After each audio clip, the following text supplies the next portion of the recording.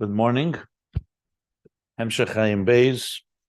At the end, we're learning Torah Ohr, which is one of the foundational texts, source texts of Hayim Beis, namely the issue of Ner Hashem Nishmas Adam, Ner Mitzvah v'Torah Ohr, where the word Ner is used both on the soul, and that we explained the first section of this mimer, page 38b and c, and on 38c, the second paragraph spoke about Ner Mitzvah, which we finished yesterday, last class.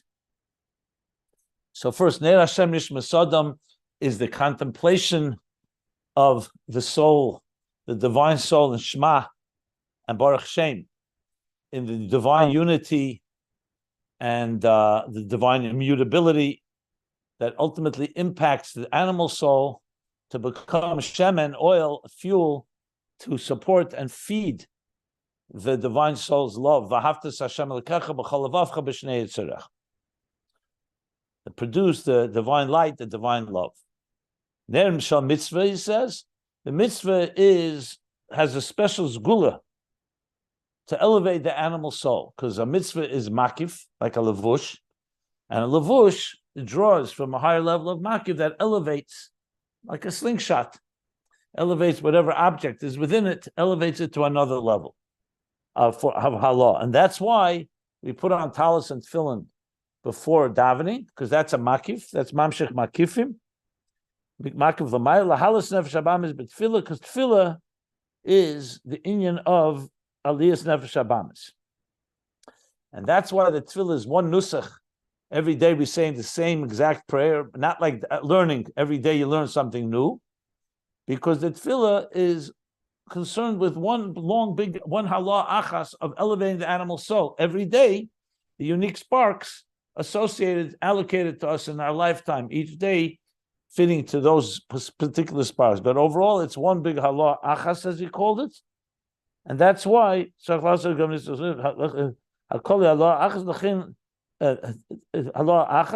why it's the same nusach. And then he concluded that's why mitzvahs are called tzedakah. Tzedakah teremim goy, because tzedakah does exactly that. Tzedakah by energizing, by giving someone life. A ani is chashiv kames, a pauper is considered like lifeless, and tzedakah resurrects him, revives him. Lahachis ruach shvalim. So that causes, how much more so, Lamaila came v'yesher came the enketz nimshach ruach chaim Lamaila, that brings down a ruach chaim, a spirit of life from above, chaya chaim, from yamin mekareves yamini techakeni, the right, like an embrace, which is a makif, ve'ed makif shemamayla l'reimim, which in turn elevates the nefesh Lamaila ve'ed ein sev baruch hu mamash, and that's Ner Mitzvah. What he has not done, he did not break down Ner Mitzvah into the three components. What is the wick, and what is the shemen, and what is the light that it produces? But we'll get to that. So that's where we're at right now. I'm ready to go to the next paragraph, unless somebody wants to clarify anything or ask anything. As I pointed out, I say it again, Torah Ohr is very condensed, as is generally the style of the Alter Rebbe. Mittler Rebbe is Chochma, Mittler Rebbe Bina will expand and elaborate, as we shall learn. And of course, all this leads us back to Hayim Beis, that based on these Maimorim, the Alter Rebbe, the Mittler Rebbe's Mika Hashem Elokeinu Maimer, will then bring it all together into the themes, especially the closing themes of Hemshech Hayim Beis. Okay. So the next paragraph. This is the last paragraph at the bottom of the first column on page 38c, or page 76. You can see that. Pages can be found at ayimbeis.com. So now he says, HaTorah Ohr. Ner is mitzvah, is called Ner Mitzvah, candle. The Torah Ohr, the next part of the verse says the Torah is called light. So even though Ner gives off light, but Ner and Ohr are two different words and two different meanings, two different levels. So now he's going to explain Torah Ohr. So what's Torah Ohr? So he already he already mentioned the difference in tefillah and Torah as far as the nusach goes, that you say the same tefillah every day, and learning is a er chodosh. I'm sorry, limud v'chol yom davar chodosh. He did say that. So obviously now he's gonna but he's gonna now elaborate. What's Torah Ohr? Hu hamshachas ein seif baruch hu mamayla lamata. Torah Ohr is hamshach of ein sof from the top down. You recall the mitzvah he said is lahalis es nefesh habamis. It's to elevate the animal soul from the bottom up, and to do that you need to invoke and draw down levushim, the makif. Like he said, in order to elevate, he said,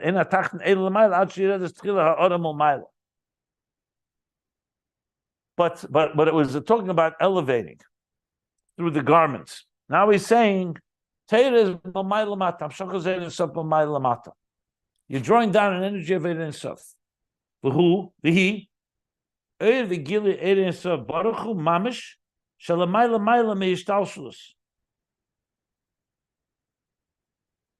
And this is Ohr Vigili. It's a revelation and expression of Ein Sof, Mamish Ein Sof in its purest form. That's much higher and beyond Ishtalshlus. Now, interestingly, he did use that term as well by mitzvahs. If you remember the third line in the last paragraph, he said, It's a makif. But clearly, it's not quite like Torah. Because Torah is a complete hamshacha from a mile lamata. You're not taking a mitzvah, you're taking, let's say, talis and film. We're putting on talis and film below. We'll see the distinction as we go between the two.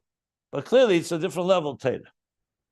So this will develop. I'm just pointing out that we're talking about here, when we talk neshama itself, is bananus mamatlamad and neshama nefesh alikis. So nefesh alikis is contemplating, and that in turn affects the animal soul. The mitzvahs we said was makif. Now he's saying it's l'mayla mishtalshus. He does say l'mayla. Earlier he just said l'mayla mishtalshus. I don't know if that's a diuk, but it could be there is, because this is even a higher level. Sheyiridus v'hadrogus seder ishtalshus u'bechinas helem. Because once you're dealing with seder ishtalshus, the structure, the cosmic order, that's already a yiridus v'hadrogus. That's a descent, level by level, a hierarchy of the cosmic order, shalshelis, the chains, the links of a chain. He bechinas helem. It's a state of helem. That's what defines ishtalshlus. Because if it was all a state of absolute gilui, you wouldn't have a structure. So the whole point of ishtalshlus is that you're diminishing the light. V'yislapshus Ein Sof, and Ein Sof is being mislabish, being enclosed, being manifest. Lies hisavus mahus achad. I'm sorry. Lies hisavus mahus achad mahus. Be'efanim aminim shenim. That Ein Sof is going through gradations and through say filters, in order that there should be a misavus mahus achad mahus, one personality after another personality. The mahus of Atzilus is different than the mahus of Bria. The mahus of Ach is different than the mahus of Akudim. The mahus of Chochma is different than the mahus of Bina. Mahus Ach and mahus. Mahus simply means personality here. Be'fanim uminim shenim. In all in different ways and different sorts. In other words, Seder Shtalshus is defined by diverse structure, multitude of structure. A structure that's made up of details. That's Seder Shtalshus. Whereas Torah Ohr introduces an Ein Sof that's higher than Seder Shtalshus. In other words, think of it this way. If we were not given Torah, what would the world look like? It would be a world God created, the art that the artist created, the producer created a production called existence. But when he gave us Torah, he gave us a piece of himself, so to speak, his wisdom, his will, what he wants this world to become. So now you're getting an Ohr that's much higher than Seder Shtalshus. Seder Shtalshus is the building. The Torah is the blueprint for the building. And even more than the blueprint, because it's reflective of God's higher being. As we shall learn, and we will learn, and we have learned, this is very important, because if you remember, one of the points that I made in Ayin Beis was that he talks, when he starts talking on page 1350 about Torah, so I referred to two places earlier that he talks that Torah gives us, not like Tefillah, that Torah gives us a picture of the divine, not through the Kalim, but the Ohr is shaping the Kalim, not the Kalim, the Ohr, if you remember. So this is going to be very important to keep in mind, that Torah is basically God giving us a snapshot, a CAT scan, if you wish, of his mind. That's not the same as the energy of the divine within existence, say the Shtalshlos. What it is compared to mitzvahs, we need to discuss. But right now, what he's telling us is Torah is a, so to speak, a Gilui Ohr higher than Shtalshlos, but to appreciate that, we have to understand what Shtalshlos is. So he just explained, the Shtalshlos is these gradations, the whole process of creation that's level by after level, defined by a Helam and his Slapshus, Ukamoshe Kosav, Yoshas, Cheshech, Sisrei, which means you have established darkness as your hiding place. That's your place. God's place is to hide, is to conceal. In other words, say the Shtalshus is a result of the Tzimtzum. Doesn't use the word Tzimtzum here, but it uses the word Helam. That this is the Cheshech of a Helam, which is not Ervigili. God is employing his ability to conceal after concealment in order to create the structure and hierarchy of existence. So on one hand, existence is definitely a Gilui in the sense God created it. But the manner of creation is not undiluted and unfettered and unlimited Ohr. It's not Ein Sof before the Tzimtzum. Because this is already an Ohr that's going through, as he says, in order to create the structure. So that is Ishtalshlos. What about Torah? I was going back to Torah Ohr. Torah says is Megala Amokis Minei Cheshech. I think the meaning of that is that it reveals Megale Amukois Mini Choshech. Megale Amukois Mini Choshech. Yeah. That it reveals the depth within the Cheshech. In other words, Torah does something more. The Cheshech is the God's power to create by concealing, like a teacher that conceals the brilliance of the ideas in order for the student to be able to receive it. But Torah is Megala Amukes Minei Cheshech. So Amukes here is the word, the depths, meaning even a deeper level. So Torah is coming and revealing us a deeper thing that we would not know without Torah. And we say Mema'amakim. From the depths I call out Havaya.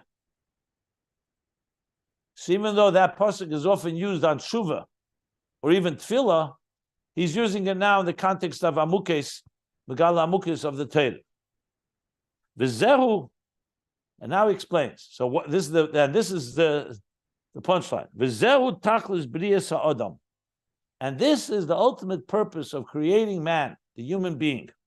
Lahamshich al nafshei, that he should draw and extend. Lahamshich al nafshei, on his spirit, on his nefesh. Ein seif baruch hu shalamayla min ha'ishtalshlos. In other words, God created a structure like a building. In the building, he placed a human being. That's the whole story of creation. First day of creation, second day, the sixth day, first Rosh Hashanah, he created Adam and Eve, placed them in the building, and what is their job? La'avda l'shamra, not just to live and exist in the world, in Seder Shtalshlos, but to draw down Ein Sof that's higher than Shtalshlos. That's why it says, on that first Rosh Hashanah, Adam said to the entire world, he called upon the entire world and united them together and said, let us now acknowledge the Creator. So this is Amshacha that's higher than Seder Shtalshlos, the Ma'alim Shtalshlos. Lies, in order to achieve, and the next column, D, on page 38D. Lies Ein Sof baruch hu sheira lamata, to effectuate, to cause that Ein Sof baruch hu, the infinite divine light, should dwell below, kamoy lamayla, just as he is above. So in Seder Ishtalshalos, every level is different. What's Lamata is not like Lamaila. The purpose of a person, and he's definitely saying that's what Torah is to draw the air above should come below, that Lamata should be like it is Lamaila, Kamesha Kosav. Now you're going to recognize this pasuk because he brings it in Ayin Beis.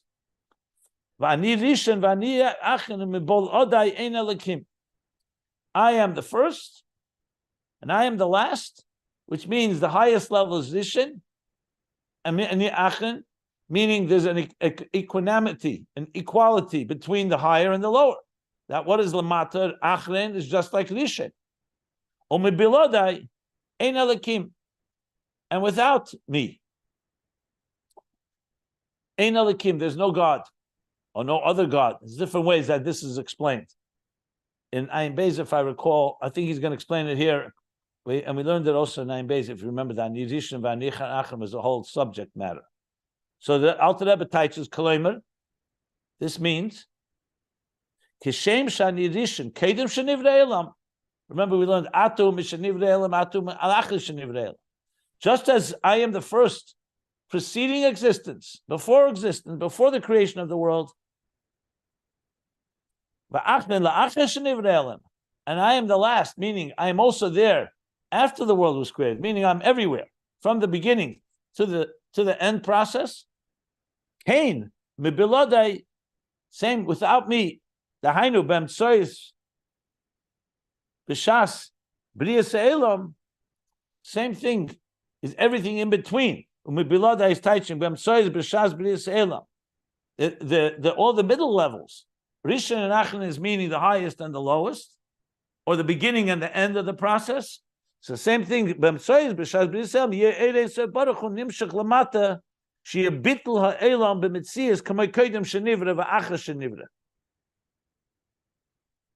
that's how he's teaching the pasuk. So just as I am the Rishon and Achin, also all the levels in between. I am above as I am below. I am below as I am above. That means the Bittul, that we recognize that the entire world is completely nullified and completely absorbed. Bittul element mitzias, kamei kodim shenivra, just as it was before it was created, and achar shenivra, just as it is after it was created. Here, achar shenivra, I don't think he means after the destruction of the world. In other words, what it probably means, not just after the world was created, I think what he means is probably maybe the Geula after the world as we know it. Not positive. I think the Mittler Rebbe may talk about this as well. But regardless, he says that's the level Mibilodai Ein Elikim. I think in Ayin Beis he touched Ein Elikim, there's no tzimtzum. That the tzimtzum does not conceal. Initially, the tzimtzum conceals and creates all the levels. Meaning that the tzimtzum does not conceal, which is consistent with what he says here.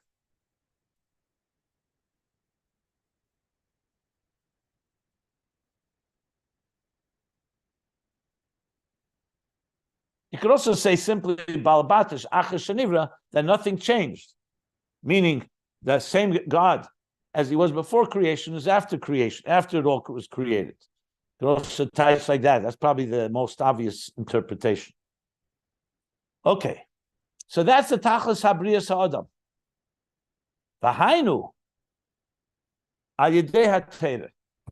And how do you achieve this? How do you bring such a level of divine purity, or we call it divine consciousness, that's higher than creation?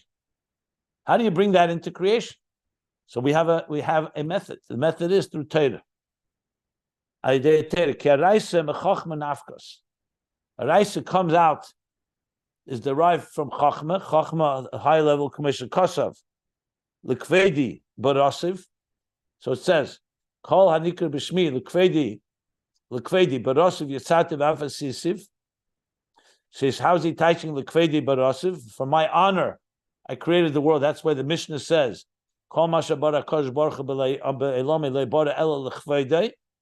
teaches Kovid b'gematria lamed beis. Kovid is the same number as 32. Haim referring to lamed beis nesivis chochma.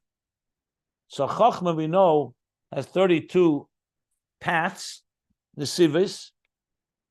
There's 50 gates of Bina, but by Chochma they're called nesivis, like paths, channels. So the lev of COVID is referring to Chochma, the 32 nesivis.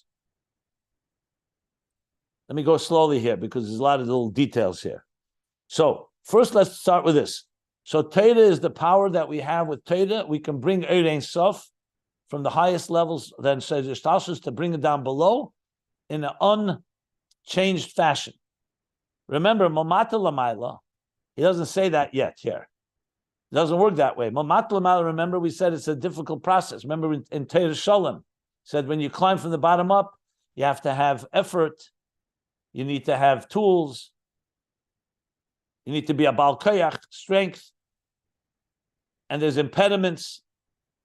When it comes to Mamayla Mata, if you remember, you're getting a picture from above, Yichud Mamayla Mata, how Atzmus sees it. So the same thing here. Torah is giving us a picture of existence through the eyes of Hashem. Tefillah is through working from our bottom up. Mitzvahs, we'll also learn, is connected to the bottom up to a certain extent. But Torah is from the top down. So that which means the ultimate kavanah is we want to have Elikus, Ein Sof, as it is, not commensurate to existence, not Mamala Kalaman. We don't want only the Eid as it comes tailored to existence. That's the structure of Ishtalshus. We want Lamayla Mishtalshus. So that's what we need Torah for. That's why he began Torah's Hamshachos Ein Sof Mamayla Lamato, Eid Vigil said Mamish Lamayla Mishtalshus. Because Ishtalshus is subject to gradations and levels and hierarchies and structures, Yashas Keshach Sisrei, through the Helam. Torah is Megala Amukes. It reveals the depths, reveals that which is beyond the structure, beyond what lies within the depths of it all, which is the level, he calls it Havai also, Havai, higher than Elikim, and that is and that's Tachlis Adam. Tachlis B'riyas Adam is to draw down this level. And that's through Torah. Now he's going to explain what Torah is. Why does Torah do this? So he starts, because Araisa comes from Chochma. So clearly Torah, becoming from Chochma, has something unique about it that allows us to achieve this level. You could say, why does he have to bring Chochma? Why doesn't he just say, Torah and God are one. Torah is God's Chochma, it's his, like I said before, his CAT scan of God's consciousness. Why is that? So we're going to learn that Chochma Nafkis is exactly that. It's the Chochma that where God manifests himself in Chochma. So that's what we're going to learn right now. But I'll stop here before we go on. Even though I started reading already about COVID, I'll go back to it in a moment. I'll stop if anybody wants to ask anything. In Torah, there is no avodah milmata lamayla, just Torah is mamshich. How is it different from all the other mitzvahs? Every mitzvah, you need the Adam to be mamshich. So I would suggest be patient. We'll get to that. If you want, you can go back in Ayin Beis. He spoke in Torah Mamay Lamata, but he also spoke there's Mamat Lamayla, Mamay Lamata, and there's Mamay Lamata and Mamat Lamayla also. But let's say he's just developing the idea right now. We just began. We'll get there. You'll see how each one has something. There's always iskalos, meaning everything has everything in it. But the question is, what is its primary role? So comparatively speaking, Torah compared to Tefillah, Tefillah is Mamat Lamayla and Torah is Mamay Lamata. Go back to page 1350 in Ayin Beis, and you'll see Himamish says those words, top of the page. I'll read it since we're so 1350. Aleph Shin Nun.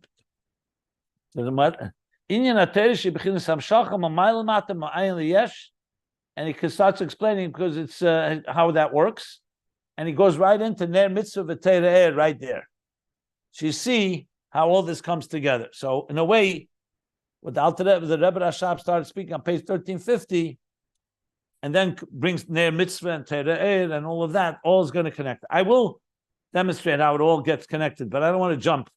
First, let's learn the Torah Ohr, and we'll get back to that. Are there any other questions?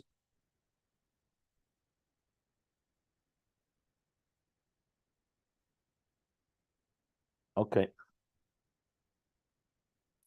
So now he's talking about how Torah has this power. It says, because Torah comes from Chochma. And now he brings, L'chvedi barasov, for my honor I created. Kovid is Chochma. The Gemati Lamed Beis, 32 are the 32 paths of wisdom, of Chochma. So what does barasov refer to? It says, barasov, Pchinas Talmud. That's the level of Talmud, meaning Torah Shebal Peh. Yitzartov is Bechinas Mishnah. Remember, the pasuk goes, Ulechvedi kol hanikra b'shmi, Ulechvedi barasiv, I created, Yitzartiv, I've shaped, Asisiv, Af Asisiv. So, Asisiv, so he's referring now, it's all for my honor. So, Kvedi is the Lamed Beis, the Sivas Chochma. Barasiv refers to the level of Talmud. Yitzartiv, the level of Mishnah. Remember, we learned this as well in Ayin Beis earlier. We spoke about the 3 levels of Ohr Makabel. So he spoke about Mikra, Mishnah, Talmud. And that this difference in Atzilus, Bria, Yetzira, and Asiya. Bria, Yetzira, and Asiya. And then he spoke about that we also find this difference in Chabad, Chagas, Nihi. So it probably is connected to this as well, but we'll get to that as well. I'm just pointing that out. And Vasisiv b'chinas mikra. And that's exactly how we explained it in Ayin Beis. That Asiya is mikra, Yitzira is Mishnah, and Talmud was in Bria. Shekulam heim. So we say, L'kvedi barasiv Yitzartiv Asisiv, Af Asisiv, he's saying that all of them, all these 3 levels, Talmud, Mishnah, and Mikra, Shekulam b'chinas Chochma. They're all the levels, L'kvedi, Kovid. Lamed Beis, 32 Nesivas Chochma. So that's what the pasuk is referring to. Ve'erein seif baruch hu sheireh mizgala b'chochma. She'ein sham shum hester panim. And now he's connecting it back to what he said before. Hishtalshlus requires a hester panim, a concealment, but chochma in chochma resides. Erein seif, and it's revealed in Chochma, and then there's no concealing of his face. Like he says in Tanya, in chapter 35, in the Hagah, and we referred to it many times, that relatively speaking, in Atzilus, Chochma, he says, Shamaiti Memeiri, then a Chochma is revealed, Hu levad devein zulase. Chochma senses, that's why we say Chochma ma'ayin tematzah. Chochma senses the ayin of Elokus. Because of its bittul, it senses that higher truth. Bina is already involved in understanding it. It's more about the recipient receiving and digesting and integrating the concept. Chochma is a sense of awe. Koyach ma. Because Chochma there resides the Ohr Ein Sof. It says, believe shum, she'ein shum hester upon him. So we say Torah mechochma nafkas, that Torah comes from Chochma, so Torah carries that bittul. And that bittul permeates Barasiv, Yitzartiv, Avasisu, Talmud, Mishnah, and Mikra. The Sham, and that level of Chochma, hu b'chinas ani Hashem leishanisi, k'may keidim shenivrei. So in that level of Chochma, you sense that God, the immutability of God that we learned about earlier in the contemplation of Shema, Yisrael, Hashem Elokeinu, Hashem Echad, the previous column. So exactly as it is Kedem Sheni, there's no shinui. Like he said, there's no change. And because all of existence comes from a reflection, ain't shinui. As we learned at length actually in Ayin Beis, when he elaborated on this idea. So this is now a revelation coming from above, from Torah, Chochma. Okay. So therefore, that's why Torah carries that ability to reveal into existence Bittul b'mitzias, that all of existence has the Amshach of Ein Sof Mamaylo Lamata, state of Bittul b'mitzias. That's what Torah accomplishes, because it comes from Mamaylo Lamata. If you remember, that's one of the reasons I also wanted to learn the Torah Shalom. He said it clearly that when it comes to Mamaylo Lamata, you get Atzmos. When it comes to Lamata Lamayla, you don't get nishta bregele. We don't get to the bottom of it, as we learned, because it's on our terms. Just connecting the two. Okay, I'll stop again if any questions, because then comes another, as I said, classic Alter Rebbe, pours on the ideas, one idea of another, and every one there's chidushim and innovation. Everything he touches adds a whole new dimension, and it's very, very condensed. But as I said, we'll unpack it as much as we can. But I'll stop here. Any questions? Now you could see, especially the way I'm elaborating, you see the themes, how much they're overlapping and how much they're intertwined with the themes we learned in Ayin Beis and Torah Shalom, the ideas we've been discussing. But as I said, as we continue learning, it'll become more clearer and clearer.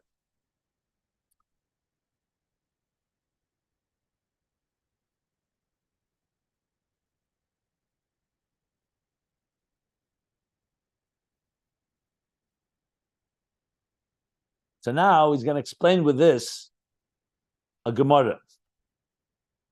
This idea that Torah introduces a level that's higher than Ishtalshlus, which is the purpose of creation, he's going to explain now the Gemara like this. Ulechein, Rav Yehuda. So the Gemara tells us about Rav Yehuda that he was similar to Rav Shimon bar Yochai. He was putter from davening. Because Toraso Umnoso, his Torah was his job. Umnoso means that Torah was like his full preoccupation. So people can have work they do and other things, and they learn Torah as much as they need to learn. But there are individuals where the Gemara tells us a category of Toraso Umnoso, meaning his whole preoccupation was Kulei Torah. And people like that, the Gemara say, are parted from davening, not from Krishma, but for the rest of Tefillah. And Rabbi Yehuda is in that category as well. So the Alter Rebbe is now going to explain why. So he says, because Rabbi Yehuda, the kula tenuya b'nezikin. Rabbi Yehuda was completely immersed in Torah itself, in the halachas of nezikin. So we know one of the 6 darim sidrei Mishnah is nezikin. Nezikin means damages. Nezikin includes Baba Kama, Baba Mitzia, Baba Basra. Choshe Mishpat. Choshe Mishpat, yes, in Shulchan Aruch.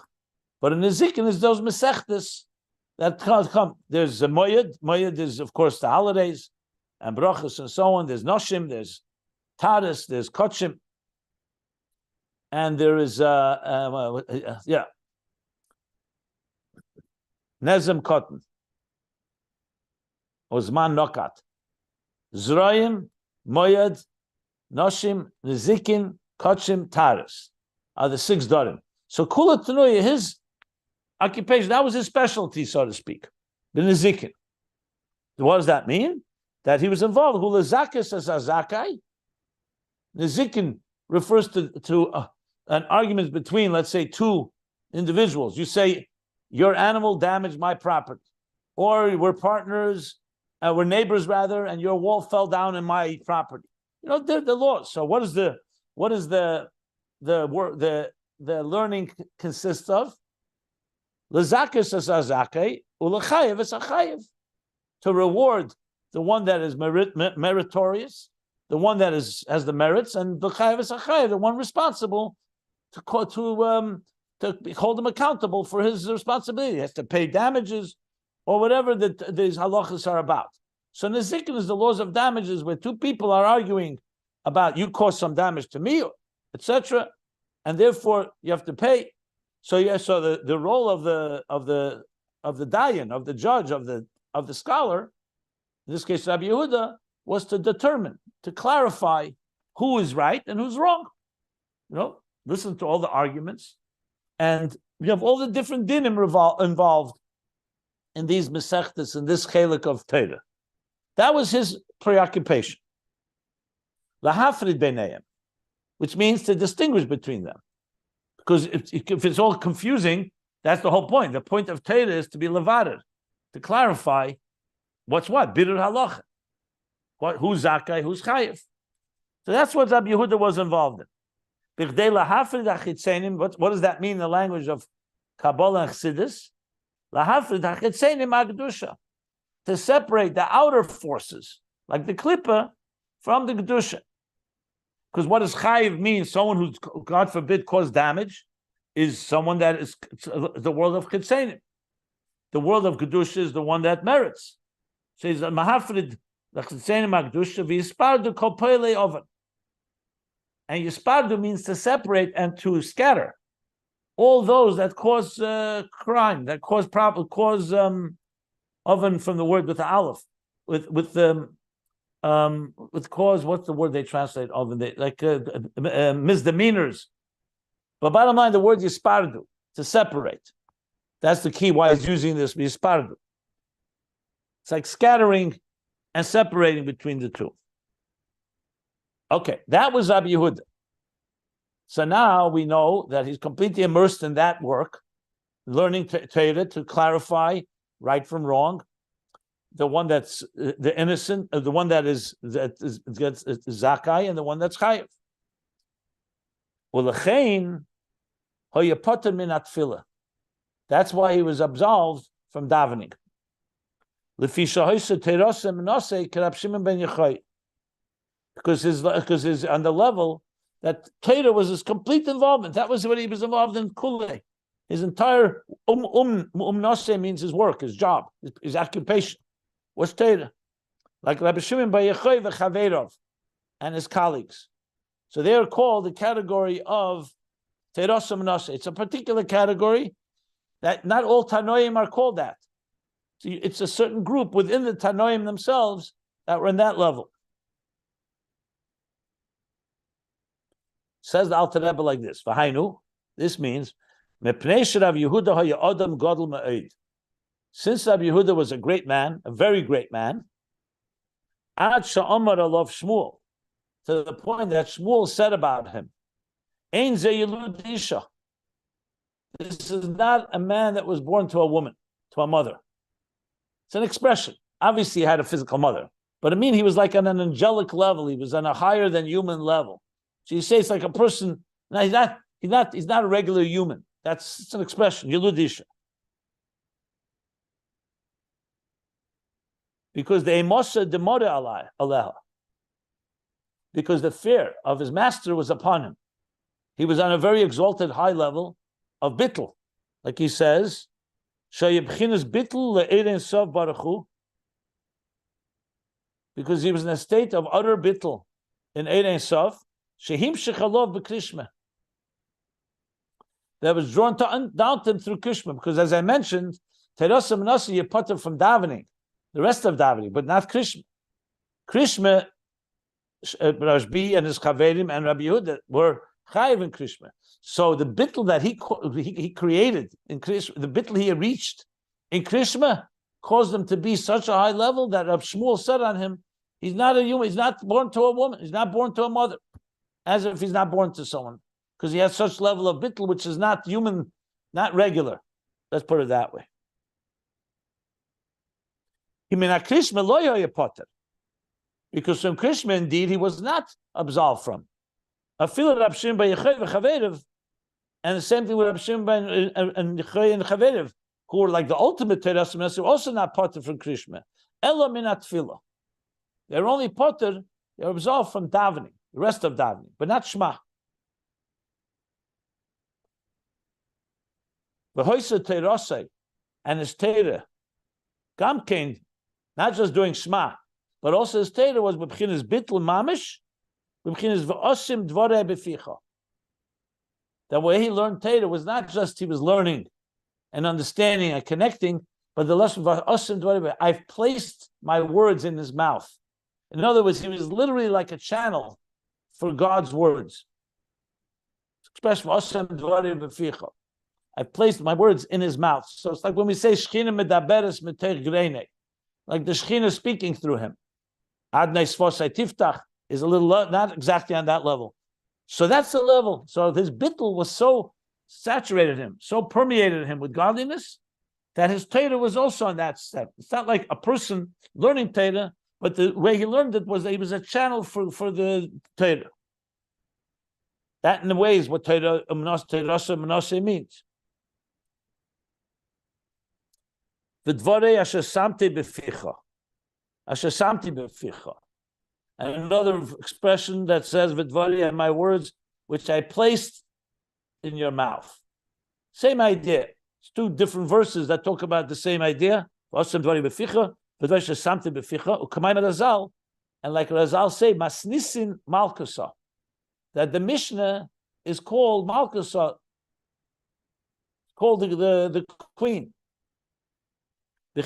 or the king in Aramaic. B'chinas Melech, Shemitzave, Malkusa is a queen. Yeah, but then he says right away, B'chinas Melech. So I'm thinking maybe, Malka would be king in Aramaic. Malka, Malkusa. So it's level of queen. That's what I said. But he's saying right away, B'chinas Melech, Shemitzave, v'geiz she'iyah psakach. So she's bringing this to demonstrate. Masnisin refers to Mishnah, learning, Torah.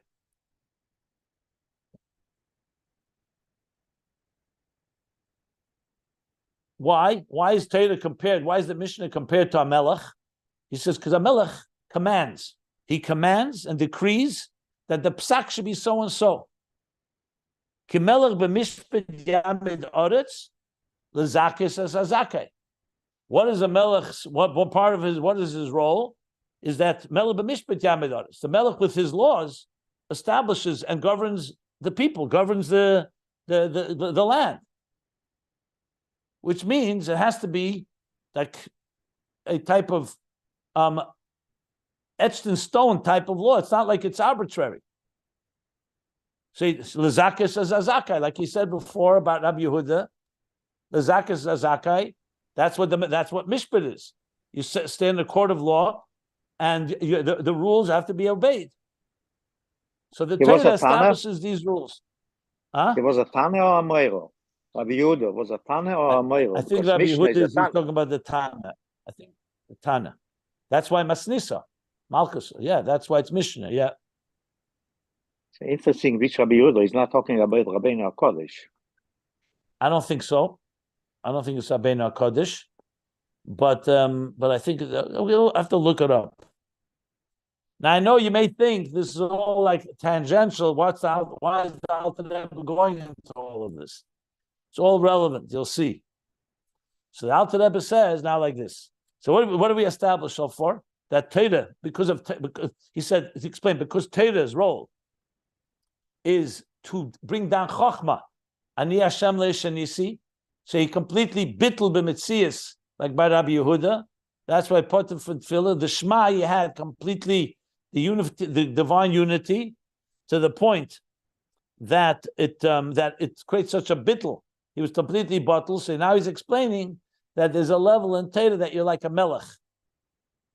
And like you command, you have that authority. So the Alter Rebbe explains, because there's two levels in Torah. Sheyesh beis b'chinas. There's b'chinas eved. There's two levels. You can be the level of a servant, not a melech. Shalemid, that learns Torah, kadesh yeda rotzna melech. You're learning in order to know the will of the king. So you're learning the laws. And the second level is ubchinas melech. You're not the servant, you are the melech. Masis and malchus. Meaning the Baalei Mishnah who are like a king. Shebe'es limudei hu hagezer umitzave la'atzmei. That during his learning, he's not just fulfilling the desire, the command of the king, he is himself like in a level, like we said, he's a mouthpiece of the king. Osam dvarei beficha. He's a channel. So gezer mitzave la'atzmei. he is gezer, he decrees, and mitzav la'atzmei, most likely because he's learning it, so he's like commanding himself.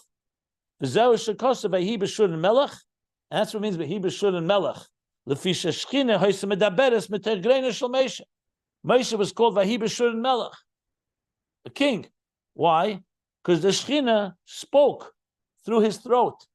Like we said, he was so bittul, there was no separate entity. He was just channeling godliness, the Shechina. Let me just finish. Sorry. I'll take questions. 1 second. Let me just finish. 1 second. V'kach Rab Shimon bar Yochai v'chaverov v'Rab Yehuda lefi madregose.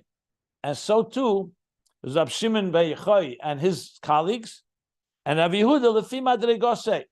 The Alter Rebbe is qualifying that they're not exactly all on the same level. Rab Yehuda, but they all had this similar bittul. Shekufi erech bittul nafshi le'erein se'barchu, commensurate to the level of his bittul, of his nullification, of his being absorbed in Erein Sei Baruch Hu to Erein Sei Baruch Hu, kacha hoisa hamshachas Erein Sei Baruch Hu b'teirasim v'aveidasam. So their level of bittul that they had to Hashem, commensurate to that, proportionate to that, was the hamshacha that came from Erein Sof in their Torah and in their Aveda. Moshe, Rav Shmi, his Chaverim, and Rabbi Yehuda. And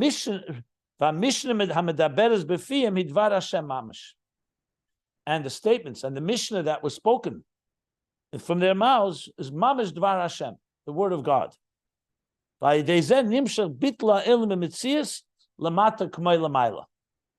So this is all through the Torah lens, through the Torah approach.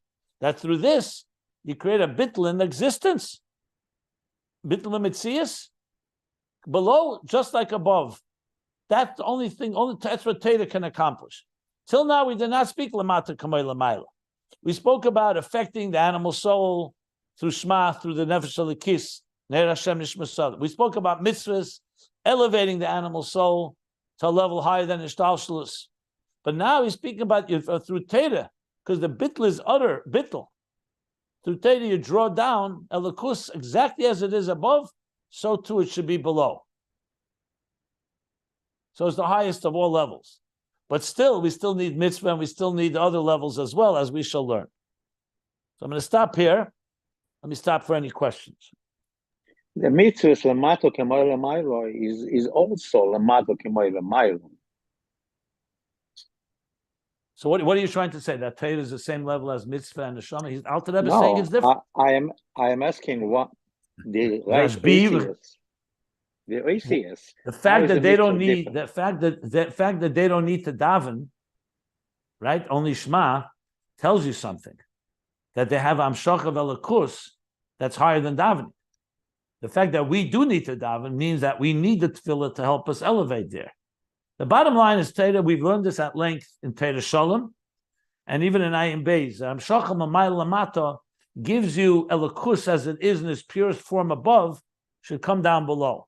Whereas tefillah and other levels of Aveda has something like he spoke, climbing from the bottom up is not going to be mamash atzmus. Those were the words in Torah Shalom. So but we need mitzvahs also. We didn't finish the Maimer. We didn't finish the Maimer. There's plenty more to go. He's going to talk about that. I just said you need everything. He's not making a case here we should stop doing mitzvahs and stop davening. He's speaking, there's tefillah, there's mitzvahs, there's ner mitzvah, and there's Torah Ohr. Torah Ohr does not mevatel ner mitzvah. Question. If you read the next paragraph, you'll see right away. He starts. My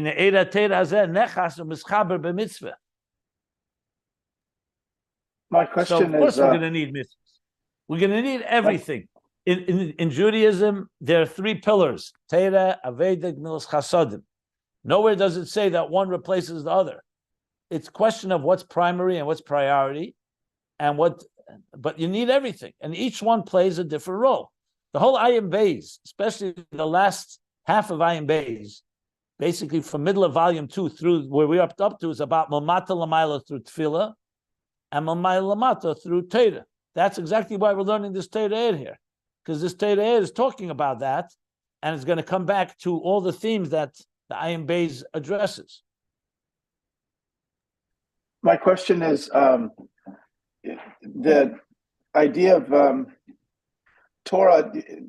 Is this Torah learning it properly, creating the bittul, or only if you need to have this complete bittul in order to learn the Torah properly, to be mamshich, the Ohr Eloki, into this world? In other words, it's yes, the Torah itself is a level of elokus that we can't be mamshich in general without by our own tefillah, let's say even to mitzvahs. But he's saying special neshamas like Rav Yehuda here could be mamshich that level of or because of their bittul. But the question is, it's a chicken and egg thing. I mean, is it because they had the bittul that they could draw down that level of Torah that purely, or is it? I'll answer that question with another question. What does this mean to us? We're not Rabbi Yehuda, we're not Rashbi, we're not Moshe Rabbeinu, and we're also commanded to learn Torah. The answer is everybody needs all these levels. Each avodah, like I just said, Torah, avodah, gemilas chasadim, all of us need.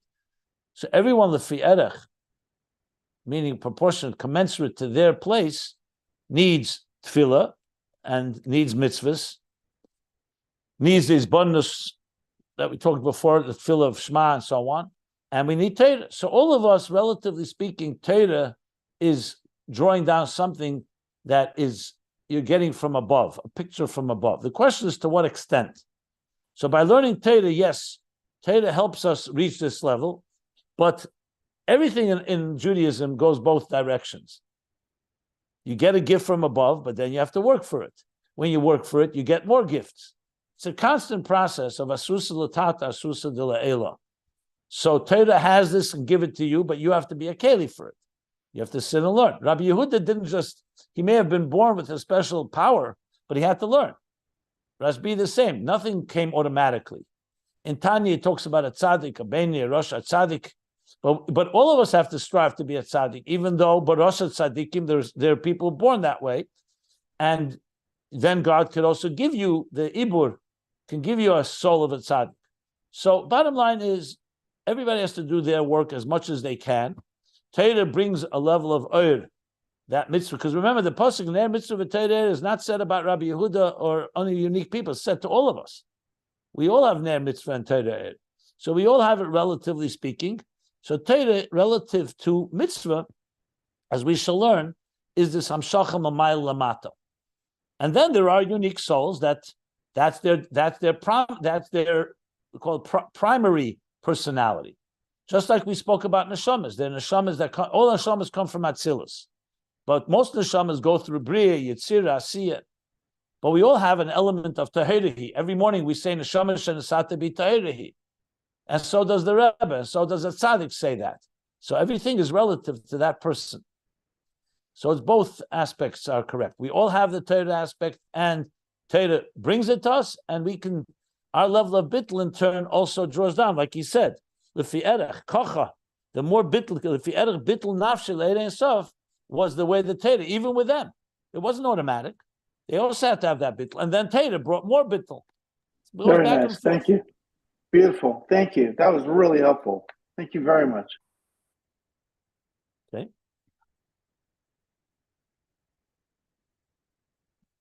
Okay. Any other questions?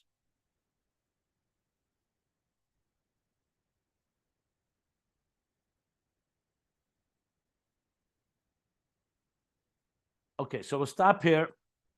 End of the paragraph, middle of page 38d. It's the fourth column. And we'll continue tomorrow. The next class. We'll finish this mimer, then there's a beard on this mimer, and then we go to the Mittler Rebbe, and the journey continues.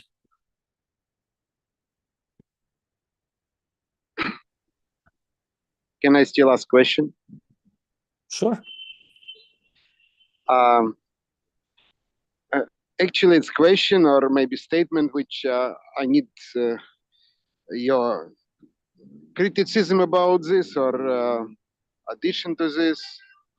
For me, it looks like when people read Maimorim on present and lecture, they mostly, okay, I'm talking about myself, pick up on a level of probably makiv, which is give some maybe excitement, but this information, let's put like this, not change the person. It's give boost, it's give interest, it's give kind of vitality.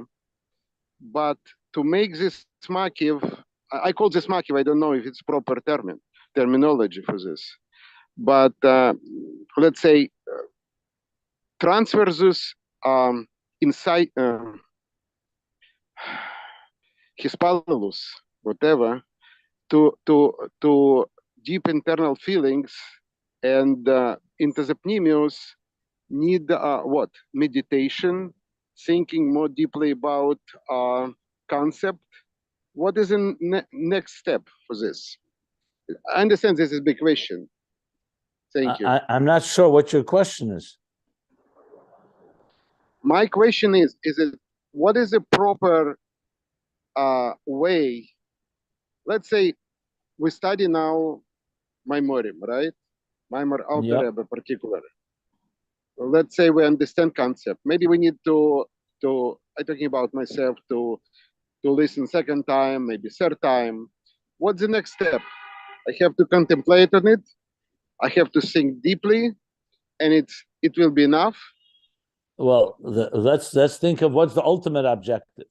The ultimate objective is for us to become more connected to our mission in life, which means the divine mission that God gave us, to focus more on why we're sent to this world than on ourselves and our own material needs. That's the ultimate goal. So this learning has many, let's call it implications. One is it gives you an understanding of the dynamics of how all this works. And number two, it gives you tools to actually experience it. The point isn't it shouldn't remain an intellectual, philosophical, academic exercise, but something that you implement, where you say, I'm going to find a way through my learning Torah or through mitzvahs to bring more light into the world and more light into my soul. He says clearly the purpose of all of this is that the human being should bring that higher divine, transcendent, pure divine light into his soul, into his being. So each of us have to figure out a game plan after we learn it, how we implement it. It could be through your davening, it could be through conversations with others, it could be through your acting in kind with extra kindness, doing extra mitzvahs, bringing more charity, more generosity to the people around you and to strangers. That's the whole Judaism, is about refining the person to the point where we become more and more of a channel, an ambassador of divine light in this world. So that ready, you need to speak to someone that a mentor or a friend, that you can discuss. Okay, I've learned this. Now what would be the next steps of how I implement this?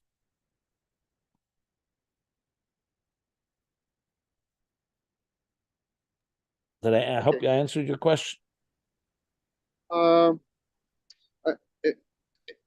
Actually, I asked about, is it exists some kind of general procedure? I understand what you answer, but for example, you talk about Atmos, and that everything which we do here downstairs, it's let's put like this, matter for Atmos. It gives you some boost, and you start to change your maybe habits, behavior, thoughts, etc. And this is the work.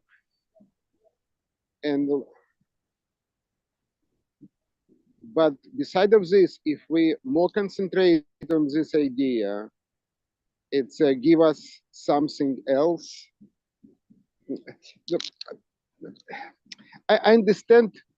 Sometimes it's quite easy to understand practical application. Sometimes it's very hard because it's just some kind of philosophical, Kabbalistic percept, which is explanation, which is looks on first glance is not really connected to this physicality of this world and my mundane life. But still, I'm looking for some kind of general procedure. Point Well, one, point two, point three, point five. What you need is, this is why we need to have mentors and mashpiyim. There's no general. Everybody, the general is that every morning you say Moda'ani, there's a whole prayer service, there's learning Torah, there's doing mitzvahs. That's a general. But to customize it to your journey, the best way is to talk to someone who knows your life, where you could discuss it. Just like you go to a doctor, you go to a soul doctor who can help work it through. The general is what I just said. I mean, we all are obligated to do those three things I mentioned: prayer, learning, mitzvot, and elevating and refining your all your work and life. I don't know if you've seen my book, Toward a Meaningful Life. That whole book is about how do you apply it to each aspect of our lives. But you speak in general terms. Specifically to you, I would advise talking to someone that more specifically, one-on-one. Thank you. I hope that was helpful. Okay. Sure. So I'm going to now stop the recording. We're up to, as I said, halfway down the page.